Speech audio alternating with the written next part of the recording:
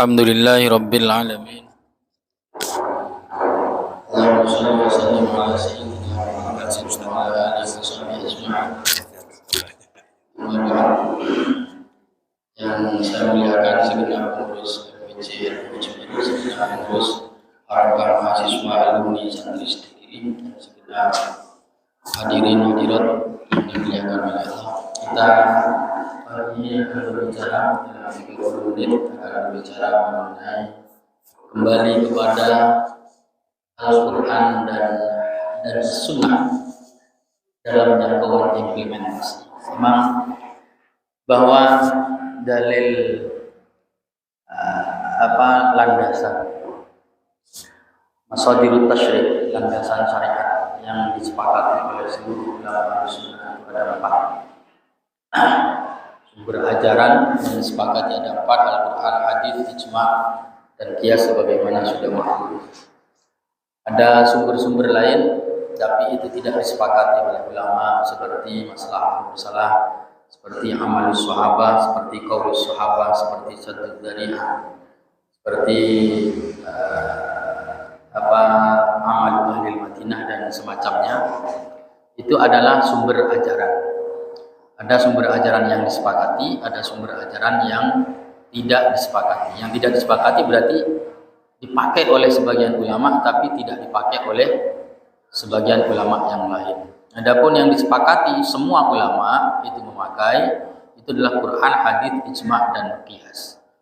Jadi kalau ada orang yang tidak mau terhadap salah satu dari 4 landasan ini, berarti dia sudah bukan Ahlus Sunnah wal Jamaah. Kalau Ahlus Sunnah wal Jamaah sudah pasti mau terhadap 4 landasan. Nah, landasan utama itu adalah Al-Quran dan hadis. Adapun ijma' dan qiyas, meskipun itu landasan yang disepakati, tapi itu mengikuti ijma', mengikuti Al-Quran dan hadis. Ijma' misalnya, qiyas juga, meskipun itu dianggap sebagai landasan ajaran secara tersendiri, namun ijma' dan qiyas itu harus punya mustanad, harus punya landasan dari Al-Quran dan hadis, tidak bisa berdiri sendiri. Di ijma' dan qiyas itu tidak bisa berdiri sendiri, tapi bisa digunakan dengan adanya landasan dari Al-Quran dan hadis. Jadi intinya memang kita sebagai umat Islam itu harus kembali kepada Al-Quran dan hadis. Qul in kuntum tuhibbunallah fattabi'uni yuhibbukumullah yaghfir lakum. Kalau kita ini ingin dicintai Allah, maka ya kalau kita mencintai Allah, maka kita harus mengikuti Rasulullah. Itu intinya. Dan kita beragama ini, agama Islam ini intinya ikut Rasulullah. Intinya agama Islam ini kita mengikuti Rasulullah. Kalau dawuhnya Imam Ghazali di Ihya itu, kita memerlukan akal pikiran itu hanya 1 kali. Memerlukan pikiran itu hanya 1 kali dalam beragama, yaitu untuk memahami kebenaran Nabi Muhammad sebagai Nabi. Jadi kalau kita ini sudah yakin Nabi Muhammad itu sebagai Nabi yang diutus oleh Allah, maka ya sudah, kita tidak usah bikin-bikin sendiri, sudah tinggal ikut Nabi Muhammad saja. Itu dawuhnya Imam Ghazali di Ihya. Maka sehingga ada dawuh wa maddin illal ittiba'. Agama itu intinya adalah mengikuti Rasulullah Muhammad SAW. Nah, jadi memang orang Islam itu memang harus kembali kepada Al-Quran dan hadis. Akan tetapi kembali kepada Quran dan hadis itu maksudnya seperti apa? Itu yang kemudian bermacam-macam pandangannya orang. Orang sekarang kan sedikit-sedikit jargonnya kembali kepada As-Sunnah, kembali kepada Al-Quran, kembali kepada hadis. Kemudian kalau ada orang berbeda pendapat dengan dirinya, dianggap tidak kembali kepada Al-Quran dan hadis. Kembali kepada Al-Quran dan hadis itu maksudnya apa? Itu ada teknisnya, ada implementasinya. Itu bukan hanya sekedar klaim orang per orang, tidak. Ada implementasinya, ada teknisnya, ada aturannya. Orang kembali kepada Al-Quran dan hadis. Tidak kemudian ujuk-ujuk setiap orang itu kemudian memaknai Al-Quran, memaknai hadis dengan pikirannya sendiri. kemudian dia mengambil kesimpulan dari Al-Quran dan hadis itu.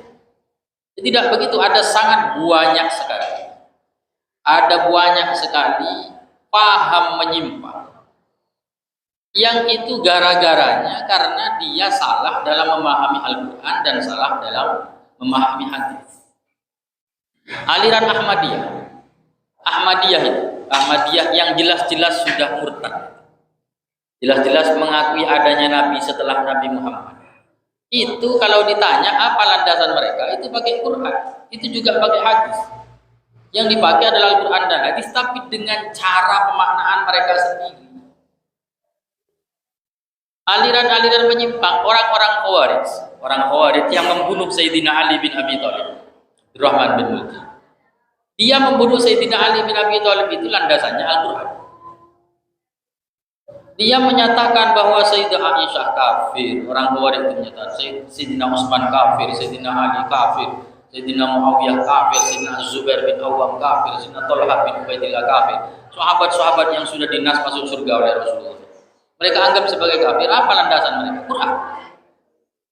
Quran dan hadis. Maka kembali kepada Quran dan hadis itu tidak bisa kemudian diklaim secara serampangan seperti itu. Itu ada syaratnya. Orang melakukan istinbat dari Quran dan hadis itu ada syaratnya. Syaratnya apa? Harus ahlul ijtihad dan ahlul istidlal. Kalau belum ahlul ijtihad dan belum ahlul istidlal, maka kita harus taklid. Kalau kita masih belum sampai ke tingkat ijtihad, belum sampai ke tingkat beristimbat, maka kewajiban kita adalah taklid. Taklid itu apa? Mengikuti ulama, penafsiran atau kesimpulan dan rumusan dari ulama yang sudah sampai pada tingkat untuk merumuskan dari Al-Quran dan hadis. Oleh karena itu kita bermadhab. Ulama kita mewajibkan kita bermadhab. Kiai Hasyim Asy'ari merumuskan bahwa tanda Ahlus Sunnah wal Jamaah itu dia mengikuti salah satu dari madhab empat. Ahlus Sunnah dalam akidah ikuti Imam Asy'ari dan Imam Maturidi, dalam syariah ikuti madhab empat. Hanafi, Maliki, Syafi'i dan Ahmad, tasawuf ikuti Imam Al-Ghazali, Imam Junaid juga, Imam Asy-Syadzili, atau ikuti ulama yang sepaham. Itu tanda Ahlus Sunnah, kita paham sumber ajarannya, disepakati Quran, hadis, ijma', qiyas diikuti. Itu digariskan oleh Hadratus Syekh Haji Hasyim Asy'ari. Itu adalah cara yang paling bijak, mengikuti Al-Quran dan hadis. Cara yang paling bijak untuk kita ini adalah dengan mengikuti rumusan ulama yang sudah sampai ke tingkat ijtihad atau istinbat hukum dari Al-Quran dan hadis. Jika tidak begitu, maka akan tersesat. Karena apa? Karena memahami langsung, merumuskan hukum, merumuskan nilai, merumuskan akidah dari Al-Quran dan hadis itu tidak mudah. Sehingga semua aliran yang ada dalam Islam, mereka berpedoman pada Al-Quran dan hadis, tapi ternyata rumusan akidahnya bertolak lain, berbeda antara satu sama. Karena apa? Karena perbedaan mereka dalam implementasi atau teknis kembali kepada Al-Quran dan hadis. Ada pada masa Sayyidina Ali bin Abi Thalib radhiyallahu anhu menjadi khalifah. Pada waktu itu kacau kan, umat Islam kacau, perang. Pada waktu itu akhirnya ada salah satu yang paling keras terhadap pemerintah pada waktu itu adalah aliran Khawarij. Aliran Khawarij sangat keras terhadap pemerintah. Dia tidak mau patuh, tidak mau tunduk. Berbeda dengan kita. Kalau Ahlus Sunnah wal Jamaah itu harus patuh dan tunduk kepada pemerintah yang sah. Kecuali untuk persoalan peraturan-peraturan pemerintah yang sifatnya bertentangan dengan syariat. Maka kita tidak boleh patuh karena ada kaidah la ta'ata li makhluqin fi maksiatil khaliq. Selagi pemerintahannya sah dalam arti dia adalah orang muslim, maka kita wajib patuh dan haram memberontak atau mengkudeta, makar terhadap pemerintah. Beda dengan Khawarij. Nah, Khawarij ini adalah aliran yang selalu makar kepada pemerintah. Tidak pernah ada ceritanya Khawarij ini tunduk dan patuh kepada pemerintah, itu tidak pernah. Kenapa demikian? Itu karena orang Khawarij salah di dalam memahami ayat-ayat Quran, dan ayat Quran itu hanya mereka jadikan sebagai jargon-jargon. Mereka jargonnya adalah la hukma illa lillah. Tidak ada hukum kecuali hukum Allah. Mari kita kembali kepada hukum Quran dan seterusnya dan seterusnya. Akhirnya suatu ketika Sayyidina Ali bin Abi Thalib sedang berpidato, ada beberapa orang Khawarij yang waktu itu mengucapkan jargon la hukma illa lillah dan mengucapkan jargon mari kita kembali kepada kitabullah, kepada Al-Quran. Akhirnya Sayyidina Ali mengambil mushaf. Sayyidina Ali ambil mushaf di hadapan mereka. Sayyidina Ali bilang, coba suruh Al-Quran berbicara. Coba kalian bertanyalah kepada Al-Quran. Suruhlah Al-Quran ini berbicara. Apakah Al-Quran bisa berbicara? Sayyidina Ali menyatakan Al-Quran ini tergantung penafsiran dari orang. Siapa yang menafsir? Dan penafsiran kalian belum tentu. Innal Quran du wujuhin katsirah. Quran itu memiliki banyak sekali penafsiran-penafsiran. Nah, orang menafsir Quran itu seringkali mengikuti seleranya. Itu yang disebut dengan ar-ra'y, tafsir bil ra'yil madmum. Penafsiran dengan menggunakan selera, dengan menggunakan pikirannya sendiri, yang itu al-madmum. Karena itulah ketika kita menafsir Quran, ya ikuti. Ketika kita itu mau menggunakan dalil-dalil Al-Quran, maka kita harus buka tafsir bagaimana maksud dari ayat Quran itu. Jangan hanya sekedar memahami secara lafaz kemudian menyimpulkan. Itu banyak orang seperti itu. Sehingga ada orang menyatakan bahwa fitnah lebih kejam dari pembunuhan dengan dalil ayat al-fitnatu asyaddu minal qatl. Padahal makna fitnah dalam bahasa Arab itu bukan makna fitnah dalam bahasa Indonesia. Hanya karena dengar-dengar saja kemudian tahu fitnah asyaddu minal qatl atau akbaru minal qatl, kemudian menyatakan fitnah lebih kejam dari pembunuhan. Dan itu banyak orang menyatakan seperti itu. Fitnah dalam bahasa Arab itu bukan fitnah dalam bahasa Indonesia. Kalau fitnah dalam bahasa Indonesia, dalam bahasa Arabnya buhtan. Kalau fitnah dalam bahasa Arab itu bisa bermakna kekafiran atau pokoknya sesuatu yang menyebabkan kerusakan. Itu maknanya adalah fitnah. Fitnah itu asyaddu minal qatl. Enak saja orang menyatakan seperti itu. Nah, dulu pada masa sahabat, jangankan kita, sahabat itu ada yang salah ketika menakwili ayat itu.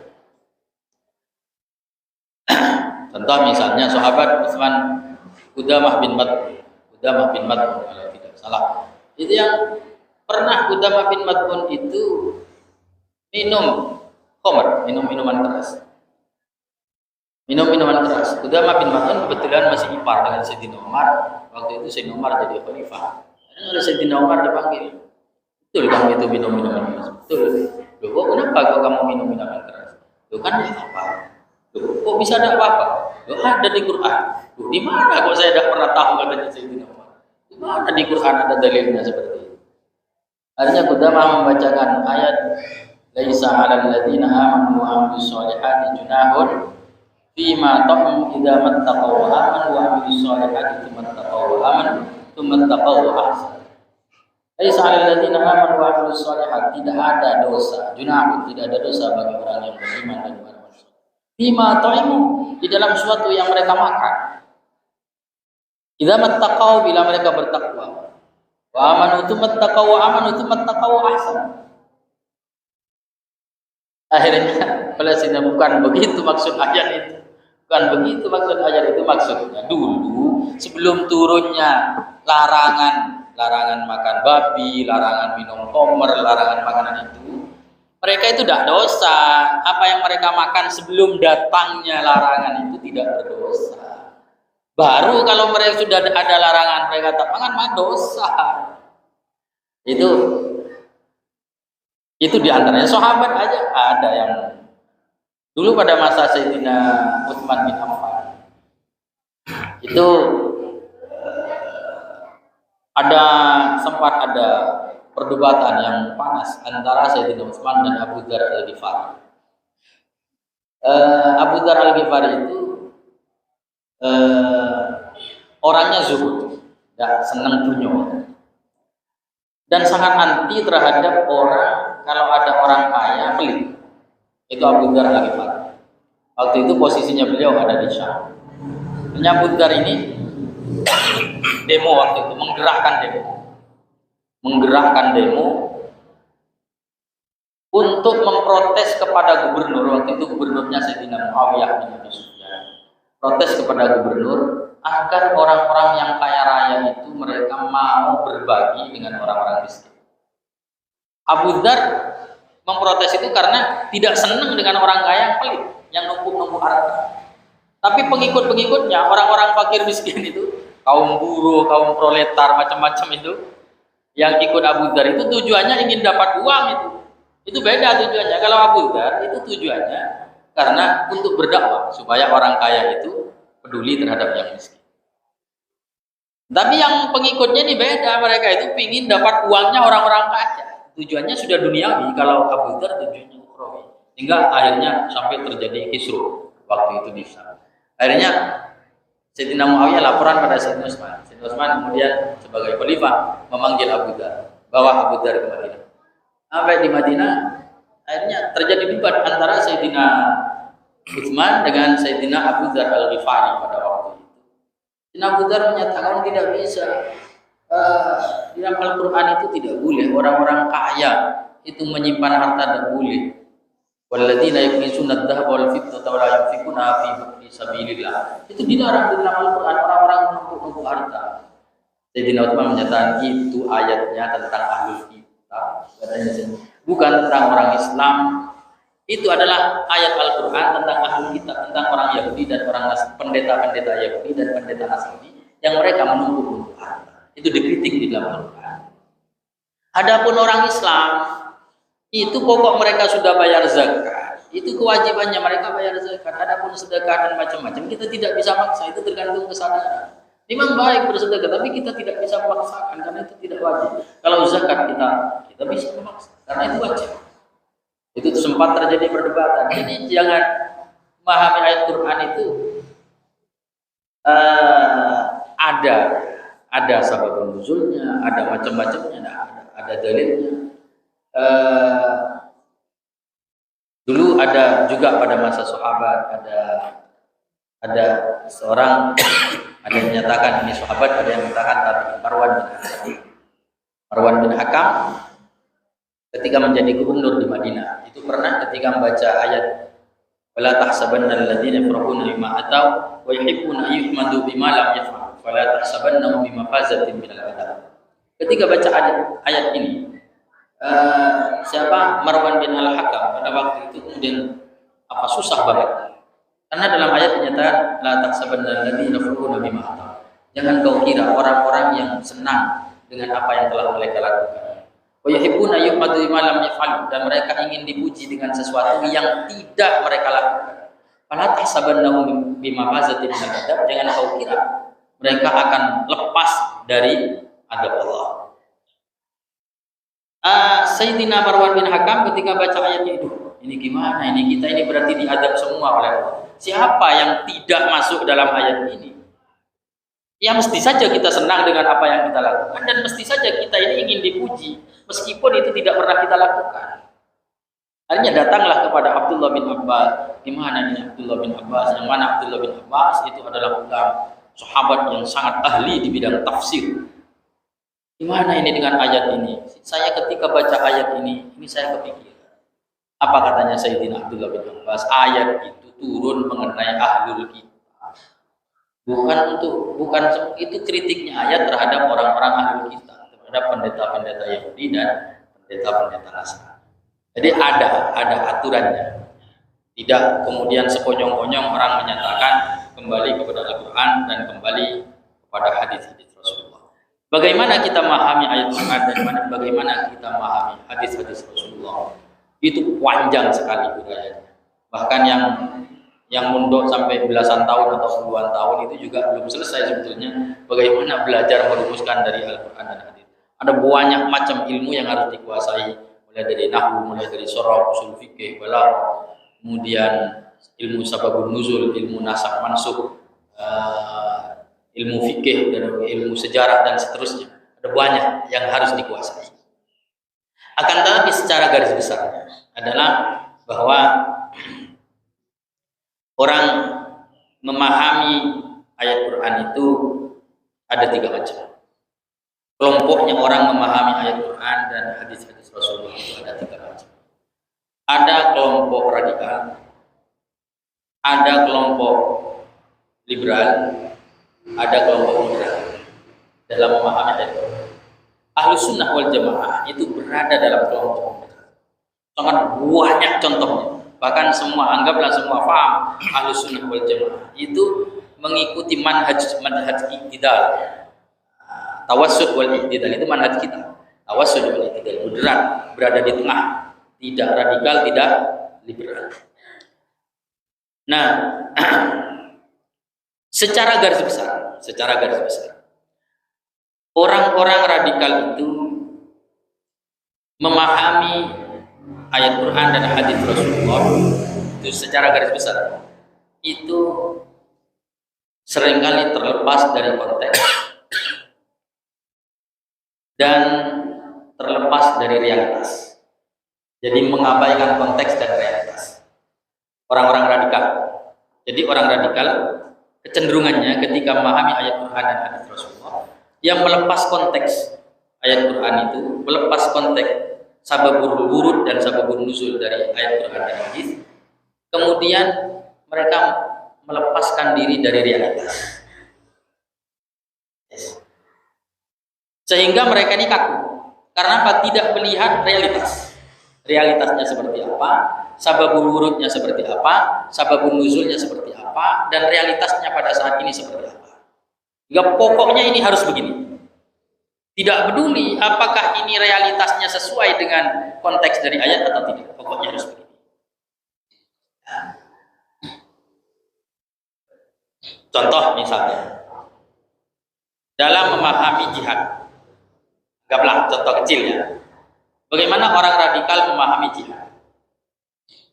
Orang radikal memahami jihad melepas konteks jihad itu dari realitas dan dari sababul wurud dan sababul nuzulnya. Maka sekarang orang-orang yang radikal itu tetap berjihad. Berjihad dalam arti berjihad perang ya, berjihad perang. Meskipun konteks jihad perang itu sudah tidak ada. Jadi perlu dipahami dulu kenapa Islam itu mewajibkan jihad. Jihad itu fardhu ain kalau kita dijajah. Dan kita amalkan itu. Di Fathul Mu'in, jihad itu adalah fardhu ain ketika kita dijajah. Ada musuh masuk ke negeri kita, musuh kafir masuk ke negeri kita. Dan itu dilakukan oleh Nahdlatul Ulama terutama melalui resolusi jihadnya Kiai Hasyim Asy'ari. Fardhu ain. Kiai Hasyim Asy'ari menyatakan fardhu ain bagi orang yang berada dalam jarak masafah qasar 80 kilo dari Surabaya, fardhu ain. Setiap lelaki muslim yang dewasa fardhu ain berperang melawan tentara sekutu pada waktu itu. Itu jihad, wajib fardhu ain dan fardhu kifayah. Fardhu kifayah jika musuh tidak masuk ke dalam negeri kita. Nah, nilai atau ajaran ini kemudian diambil oleh orang-orang radikal tanpa melihat konteksnya bagaimana. Nah, perlu diketahui dulu kenapa Islam itu mensyariatkan jihad. Kalau dalam konteks bahwa musuh menjajah negeri kita sampai kapanpun itu sesuai. Umpama ada sampai sekarang pun, umpama ada musuh masuk untuk menjajah negeri itu, kita wajib jihad itu wajib. Belanda, Jepang dulu kita wajib jihad melawan mereka. Kemudian dalam konteks dunia seperti sekarang bagaimana? Loh, sudah tidak ada konteksnya. Jadi dulu orang Islam itu wajib jihad, kenapa? Wajib jihad meskipun musuh tidak menjajah. Jihad itu ada jihad difaq, ada jihad bertahan, ada jihad menyerang. Kalau jihad bertahan itu sampai kapan kita wajib. Ada jihad menyerang. Nah, jihad menyerang ini yang kita lihat konteksnya. Jadi dulu kehidupan negara-negara itu, dulu kan kerajaan itu kerajaan itu dulu bebas. Setiap negara itu bebas menyerang negara lain. Dulu itu kerajaan manapun mau memperluas wilayahnya silahkan, tergantung kekuatan militernya. Majapahit misalnya, dia mau memperluas wilayah sampai ke Vietnam, silahkan. Pokok militernya kuat. Tidak ada aturan dunia pada waktu itu. Tidak ada. Maka karena itu pada saat itu, kalau sebuah negara itu tidak memperluas wilayahnya, maka dia akan dijajah. Pilihannya adalah memakan atau dimakan. Itu dulu. Kalau dia tidak memperluas wilayahnya, maka wilayahnya yang akan diambil oleh orang. Itu aturan dunia dulu. Hukum rimba dulu kan, kerajaan-kerajaan itu. Karena tidak ada kesepakatan global di antara negara-negara. Maka karena itulah Islam harus memperluas wilayah. Harus. Dan cara memperluas wilayah itu ya caranya lewat jihad. Karena apa? Kalau tidak memperluas wilayah, Islam akan tergilas. Pasti tergilas. Apalagi tetangganya itu Romawi dan Persia. Dua kerajaan terbesar di dunia dan terkuat di dunia pada waktu itu. Kalau Islam diam-diam saja, pada akhirnya akan habis. Karena itu harus memperluas terus. Bagaimana sekiranya Romawi ini runtuh, bagaimana sekiranya Persia ini runtuh untuk bisa bertahan. Pada akhirnya, pada dasarnya sebetulnya seperti dalam filosofi sepak bola, cara bertahan paling baik adalah dengan menyerang. Itu dulu. Nah, sekarang konteksnya sudah tidak begitu. Negara-negara ini tidak bisa menjajah negara lain, sudah tidak bisa. Makanya ketika ayat jihad itu diambil oleh orang radikal, akhirnya mereka berjihad di mana-mana, termasuk berjihad di masjid. Tapi ada yang ngebom di masjid kan, orang-orang radikal itu bom bunuh diri di masjid. Negara-negara yang sudah damai tidak ada musuh apa-apa, dia berjihad. Tidak ada jihad itu melawan orang kafir dhimmi, itu tidak ada. Di dalam Islam orang kafir itu memang ada. Di dalam Islam kafir itu secara politik itu terbagi menjadi 5. Ada kafir dhimmi, non muslim itu ya. Ada yang dhimmi, ada yang muahad, ada musta'min, ada harbi, ada murtad. Yang 3 ini harus diperlakukan dengan baik ini. Dhimmi, orang kafir yang dilindungi oleh negara, yaitu orang non muslim yang berada di negara Islam dan dilindungi oleh negara. Maka harus diperlakukan dengan baik. Man adza dhimmiyan faqad adzani.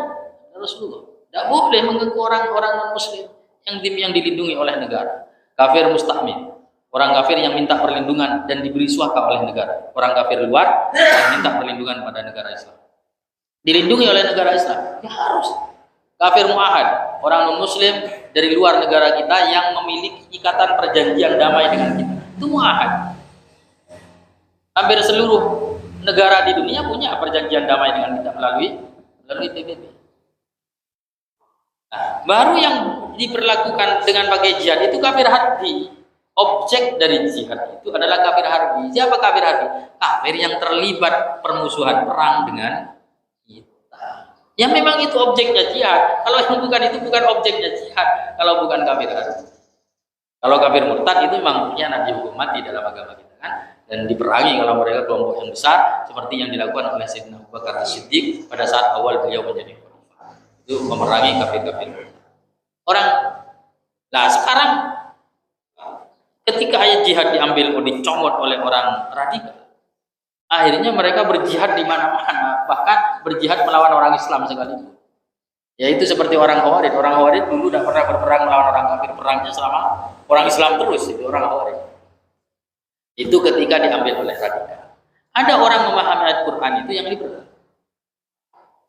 Kita berada di tengah, tidak radikal, tidak liberal. Bagaimana orang liberal? Orang liberal itu melepaskan teks kecenderungannya. Dan dia hanya melihat konteks. Kalau orang radikal melepaskan konteks, mengambil teks. Kalau orang liberal itu tidak, teksnya dibuang, dia ambil konteks. Sehingga yang dipakai oleh orang liberal, teksnya sudah dilepas.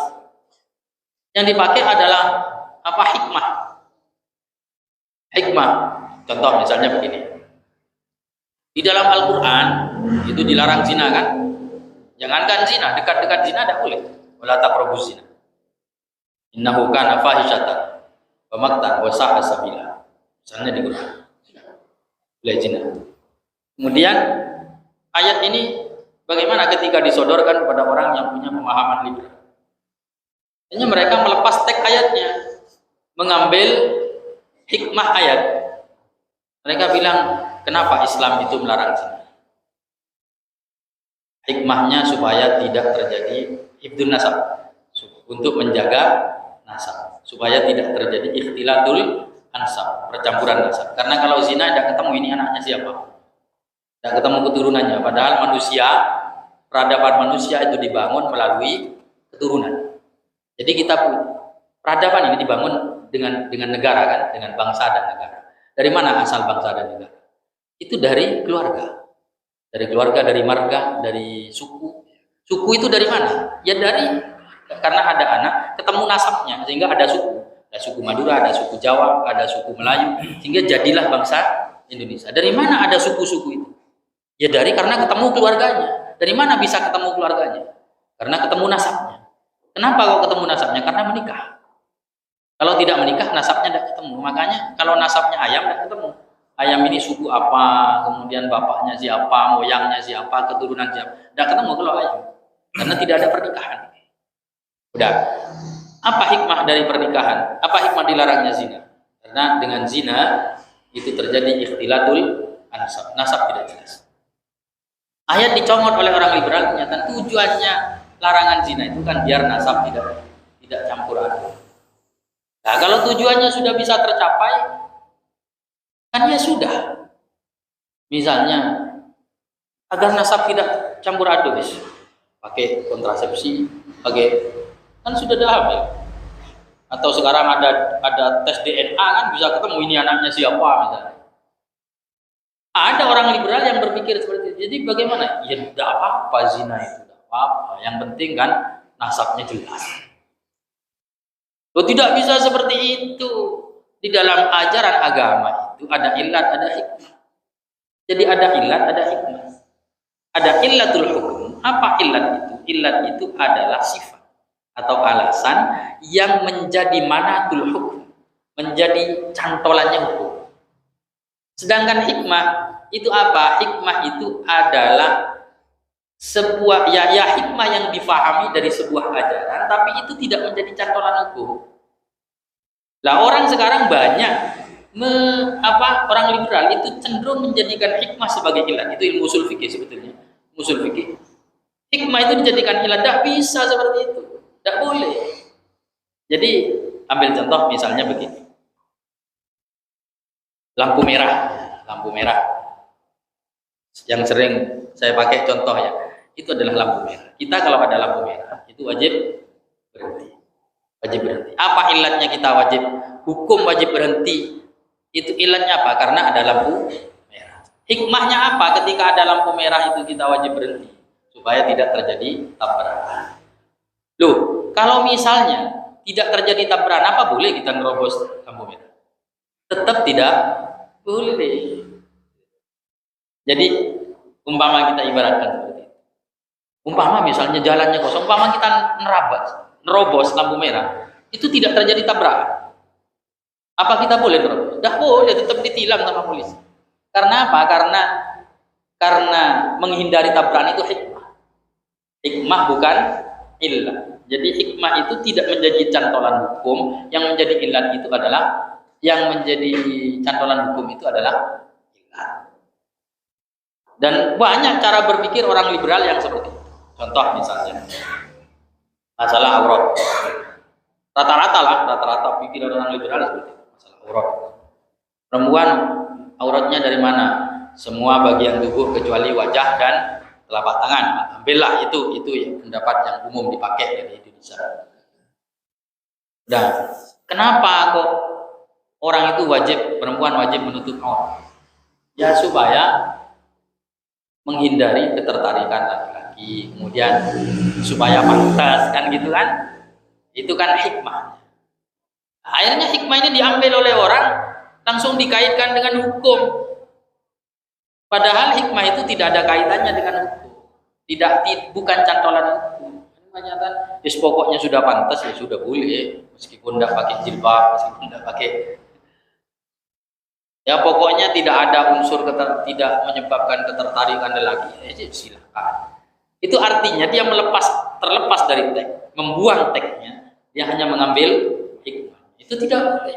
Itu sesat, pemahaman yang sesat dan bahkan bisa menyebabkan kafir. Bisa menyebabkan kafir. Nah itu diantaranya kecenderungan aliran-aliran. Ini sudah lebih 30 menit. Jadi secara garis besar.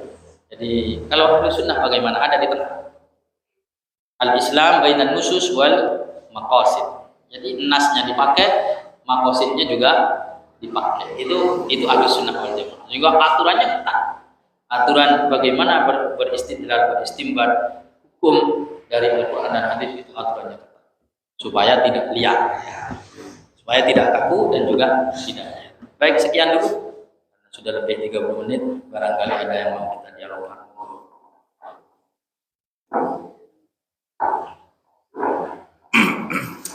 Alhamdulillah, sudah berlalu. Yang saya angkat dari tulisan beliau, biasanya tidak boleh mengajukan hadis asalkan ke ahli ijtihad dan istidlal, di mana istidlal menguasai beberapa ilmu seperti tafsir, nahwu dan lain-lain. Masih belum bisa ya tidak sebagaimana yang disampaikan oleh beliau dari Syekh Syekh tidak terdapat. Mungkin dari tulisan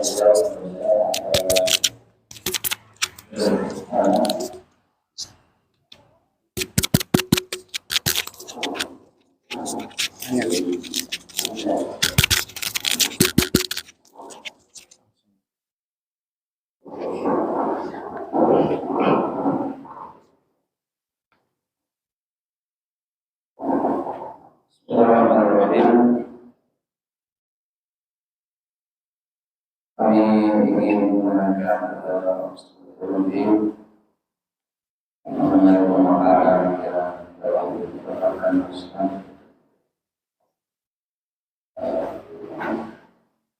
Misalnya ada orang memahami ayat faktor besar faktor ada sebagian itu yang memahami bahwasanya tetap waktunya ini dimaknai dengan memotong, tapi bukan memotong tangannya langsung, tapi memotong kekuasaannya sehingga agar tidak korupsi lagi. Ini menurut panjenengan niki tetap moderat atau sudah liberal? Nomor 2, kemarin kami itu kemudian ingin menanyakan, ini mungkin tidak, tapi masuk konteks itu memahami hadis aswadul a'dhar. Maksudnya kita itu ketika ada perpecahan disuruh untuk mengikuti aswadul a'dhar atau mayoritas. Kemudian ketika ditabrakkan dengan hadis satunya yaitu tubalil ghuraba, itu bagaimana cara mengkorelasikan mayoritas tapi ghuraba atau istilahnya asing. Sedangkan yang kami pahami sementara itu mayoritas itu ya bukan ghuraba, asing. Mungkin ini cukup sebenarnya mohon jawaban dan pencerahan.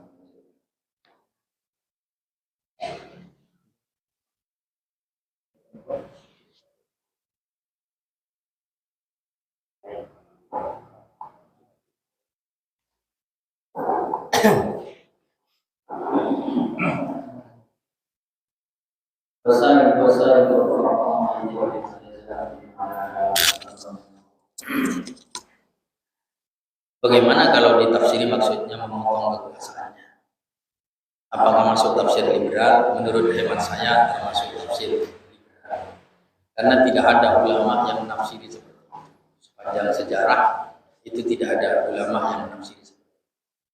Adapun misalnya itu tidak bisa diterapkan di negara kita, itu persoalan lain. Persoalan lain itulah persoalannya negara, bukan persoalannya kita. Yang penting bahwa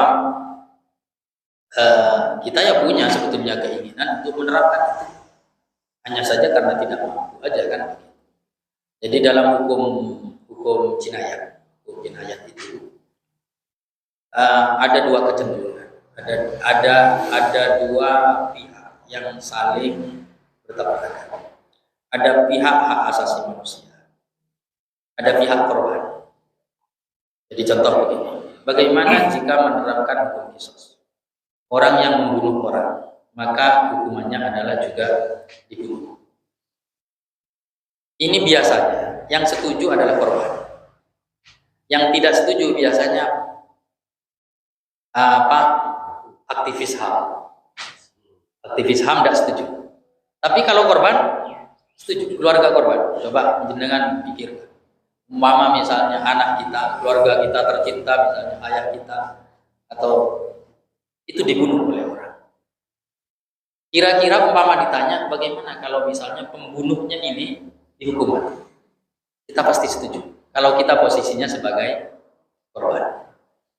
Tapi kalau posisinya sebagai aktivis HAM, karena aktivis HAM itu sudah dipengaruhi oleh kepentingan orang barat, itu ya pasti tidak setuju.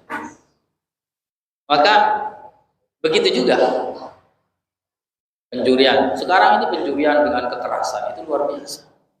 Orang mencuri itu sudah tidak hanya ngambil hartanya sekarang, tapi juga membegal macam-macam. Ketika kita jadi korban, kita ini sebetulnya setuju itu dihukum mati, itu setuju. Ketika posisi kita jadi korban. Makanya hukum jinayat itu adalah untuk melahirkan efek jerah, zajr, untuk melahirkan efek jerah. Menurut syariat itulah cara untuk melahirkan efek jerah. Tapi ya sayangnya di dalam konteks dunia kita pada saat ini banyak orang yang menolak. Jadi bagaimana jika dipahami seperti itu? Ya saya kira kurang tepat. Itu termasuk yang sudah tidak ada ulama, silakan dicari di mazhab apapun, tidak ada ulama di negara demikian, apalagi di mazhab Syafi'i. Kita ya tetap sebagai seorang muslim harus punya keinginan agar itu bisa diterapkan. Urusan mampu dan tidak mampu, bisa dan tidak bisa, itu urusan lain. Itu yang pertama. Yang kedua, alaikum bisawadil qadar. Itu memang sebetulnya hadisnya tidak sahih mengenai as-sawadil qadar. Jadi kalau ambil yang sahih-sahih, sebetulnya lebih sahih yang tubalil qadar. Tapi itu tetap dipakai oleh ulama kita. Karena apa?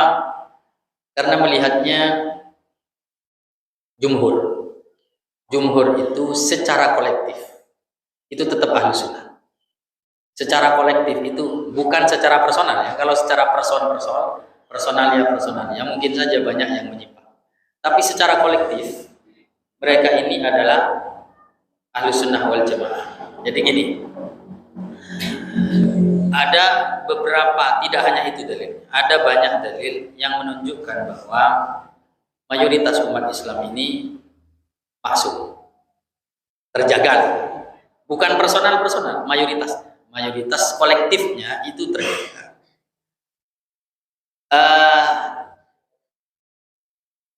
Contoh misalnya adalah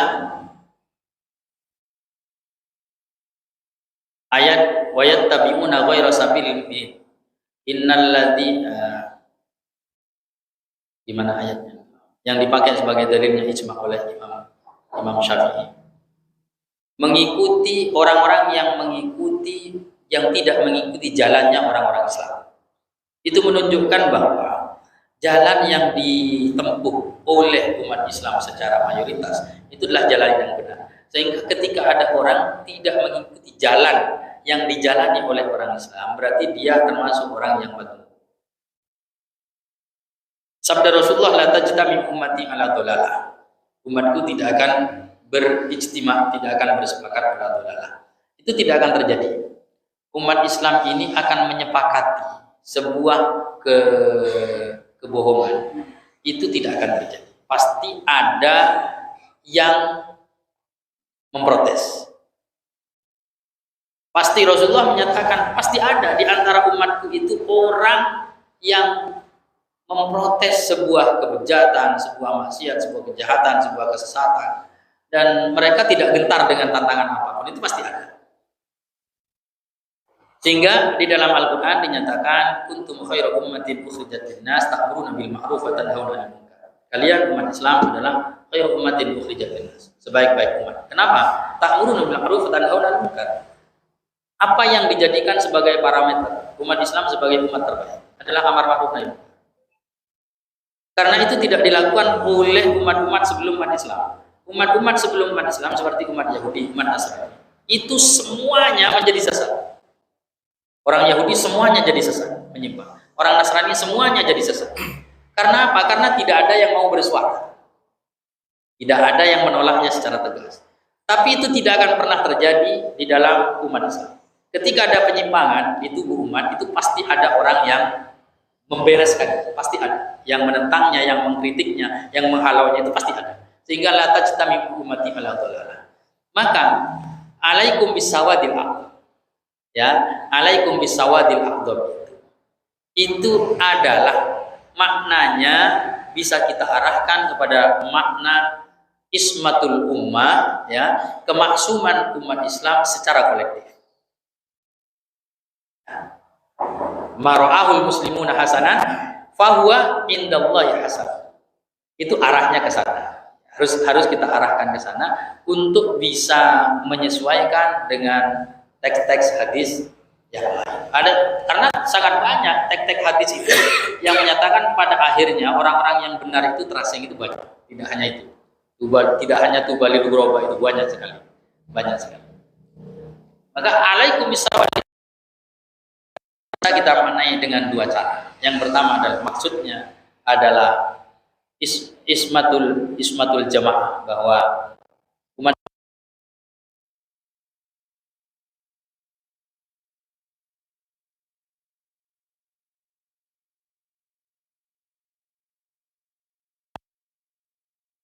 tiga generasi salaf yang disebut oleh Rasulullah, khairukum qarni tsummal ladzina yalunahum tsummal ladzina yalunahum.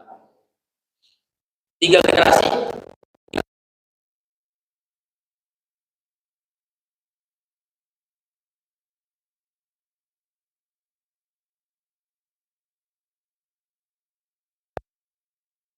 hingga generasi salaf terakhir itu adalah abad ketiga. Tahun terakhir itu adalah tahun 299 Hijriah. Itu ada yang memahami demikian. Ada yang memahami itu adalah tiga generasi. Kalau tiga generasi berarti sahabat, tabi'in. Berarti as-sawadil a'dham pada masa tiga generasi ini memang adalah orang-orang yang sofi, orang-orang yang akidahnya bening, kecenderungan syariahnya bersih, itu pada masa generasi salaf. Dan itu juga selaras dengan label jamaah pada ahlus sunnah wal jamaah. Kenapa kita disebut dengan ahlus sunnah wal jamaah? Ahlus sunnah berarti orang yang ahli sunnah, ahli hadis Rasulullah. Kenapa yang dipakai itu sunnah? Kok bukan ahlul Quran? Kok bukan ahlul Quran wal jamaah misalnya? Kok ahlus sunnah wal jamaah? Ya karena yang ahlul Quran itu pada waktu itu ada mustarok, ya. Juga yang ahli Quran itu ada yang sesat. Orang Khawarij itu ahli Quran. Tapi mereka tidak mau dengan sunnah. Orang Khawarij itu Quran ahli, tapi tidak mau dengan hadis Rasulullah. Tidak mau. Mereka karena tidak punya ilmu saja. Karena hadis Rasulullah itu kan luas. Mereka ahli baca Quran. Sehingga Rasulullah ketika memberikan ciri khas Khawarij, itu yang disebut pertama adalah Quran. Itu Rasulullah. Ketika terjadi protes, ketika ada seorang tokoh pada masa sahabat itu yang memprotes Rasulullah pada saat pembagian ghanimah di Ji'ranah, namanya Dil Huwaisirah, dan ada yang menyebut dengan julukan Dis-Sudayah, karena dia punya punuk di sininya, semacam payudaranya perempuan, sehingga disebut dengan Dis-Sudayah, Dil Huwaisirah. Ketika Dil Huwaisirah memprotes Rasulullah, "Idil ya Muhammad, berbelakulah adil wahai Muhammad." Rasulullah kemudian menjawab, Faman ya'dil illam adil. Siapa yang adil kalau saya sudah kamu anggap tidak adil? Jadi Umar kemudian menyatakan, Rasulullah, biar aku bunuh orang ini. Masa Rasulullah dianggap tidak adil? Rasulullah menyatakan, jangan Umar, supaya orang-orang tidak menyatakan Muhammad suka membunuh sahabatnya. Dan Rasulullah menyatakan, saya khruju min di hada qaumun yaqra'una al-Qur'an la yujawizu hanajirahum yamrukuna minad din kama yamruku sahmu minar ramyah. Rasulullah menyatakan, dari orang ini akan muncul sekelompok kaum, aliran yang yaqra'una al-Qur'an, yang sangat ahli baca Quran, la yujawizu hanajirahum, tapi Quran itu tidak melewati tenggorokannya. Dalam arti tidak masuk ke dalam hatinya, hanya menjadi slogan-slogan saja, tidak menjadi pedoman hidup yang mereka fahami secara benar, hanya slogan-slogan yang untuk untuk mengumpulkan kelompok mereka. Yaqra'una al-Qur'an la yujawizu hanajirahum, tapi tidak masuk, tidak melewati tenggorokan mereka. Yamrukuna minad din kama yamruku sahmu minar ramyah. Mereka keluar dari agama, terlepas dari agama seperti busur, seperti anak panah terlepas dari busur. Ahlul Quran mereka ini. Tapi Rasulullah menyatakan, puasanya kalian tidak ada apa-apanya dibanding mereka, sholatnya kalian tidak ada apa-apanya dibanding mereka, baca Qurannya kalian tidak ada apa-apanya dibandingkan. Itu orang-orang Khawarij. Sehingga Sayyidina Abdullah bin Abbas ketika memilih, yang pertama kali mengucapkan Ahlussunnah wal Jamaah itu adalah Sayyidina Abdullah bin Abbas, ketika memilih nama untuk jumhur as-sawadil a'dham, untuk mayoritas umat Islam, Sayyidina Abdullah memilih nama Ahlus Sunnah. Karena apa? Supaya Khawarij tidak masuk. Khawarij dan Syiah pada waktu yang ada pada waktu tidak masuk, karena mereka tidak berpedoman pada sunnah. Kemudian mengambil wal jamaah. Kenapa Sayyidina Abdullah bin Abbas itu wal jamaah, mengungkapkan al jamaah? Itu maknanya setidaknya ada 3. Setidaknya ya, maksud dari wal jamaah itu. Yang pertama adalah al jamaah itu maksudnya adalah orang-orang yang patuh terhadap pemerintah. Karena pada waktu itu yang patuh kepada pemerintah itu memang jumhur. Pada masa Sayyidina Ali, pada masa Sayyidina Utsman, ada yang tidak patuh kepada pemerintah. Ada, tapi itu adalah minoritas, orang-orang radikal. Orang-orang radikal yang tidak patuh. Jika itu supaya orang-orang radikal ini tidak masuk, maka disebutkan wal jamaah. Itu yang pertama. Yang kedua adalah mayoritas. Orang pada waktu itu yang maksud jamaah selaras dengan as-sawadil a'dham. Karena apa? Karena kenyataannya pada waktu itu mayoritas itu memang adalah Ahlus Sunnah wal Jamaah. Sedangkan yang di luar Ahlus Sunnah itu minoritas. Yang ketiga tentu saja adalah orang yang ahli dalam sholat jamaah. Orang ahli sholat jamaah itu bagaimana? Itu sama pengertiannya dengan mayoritas, sama pengertiannya dengan orang yang patuh kepada pemerintah. Itu satu orang ahli sholat berjamaah. Karena dulu itu yang ngimami sholat jamaah itu adalah khalifah. Jadi yang jadi imam itu adalah presiden dulu itu. Karena sampai sekarang aturan fikih itu yang paling utama untuk ngimami sholat itu presiden. Itu kalau presidennya tidak peduli presidennya itu seperti apa, yang paling berhak untuk menjadi imam sholat Jumat, sholat jamaah itu adalah presiden. Karena kepemimpinan dalam agama dan kepemimpinan dalam urusan politik itu dalam idealnya memang sama. Pada masa ulama Rasyidin itu sama. Ya kiainya yaitu, ya presidennya yaitu. Presiden ya kiai itu masa ulama Rasyidin. Maka orang yang ahli berjamaah itu adalah orang yang patuh kepada pemerintah. Karena dia mengakui imamnya.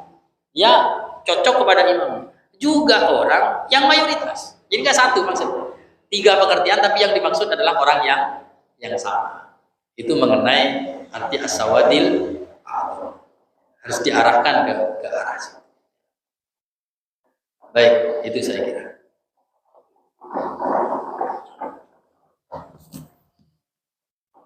Alhamdulillah, kajian mestinya kali ini sudah selesai karena waktu terbatas. Saya sebagai moderator minta maaf jika kesalahan ucap dan juga berterima kasih kepada narasumber Edo dan ke teknik kami dan penyampaian tadi sangat baik. Sekian dari kami. Assalamualaikum warahmatullahi wabarakatuh. Sama sekali menjadi banyak oleh Allah.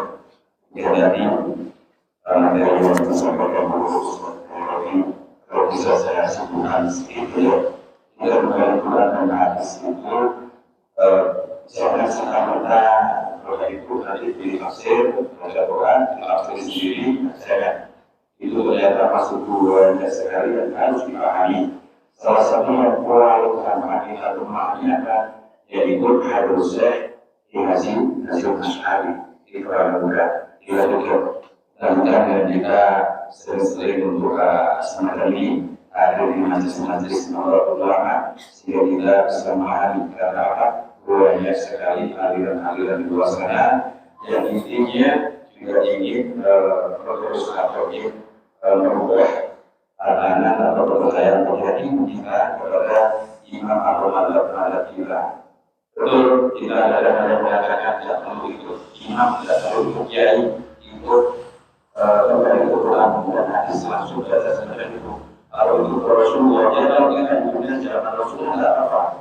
Karena kita tidak tahu bagaimana kita ikut seharusnya hasil malam. Berapa kita diakui sebagai Rasulullah dan nantinya bersama-sama dengan hasil nasional ketemu yang mulia masuk, jadi kita harus bersama-sama untuk bisa menghadap kepada Allah dan masuk kepada Allah Subhanahu. Ustaz, mohon maaf kalau pagi hari ini dari pengurus PPJN tidak bisa hadir karena ketua dan wakil ketua lagi ada undangan di Kediri menghadiri rapat PPJN pusat. Jadi hari ini tidak bisa hadir kepada jemaah sekalian juga mohon maaf. Kiranya itu yang dapat kami sampaikan, kurang dan lebihnya mohon maaf wakili dari PPJ Kecamatan Genteng. Selanjutnya doa, setelah doa nanti kita kira-kira sholat doa. Doa kami diserahkan kepada Ustaz. Doa.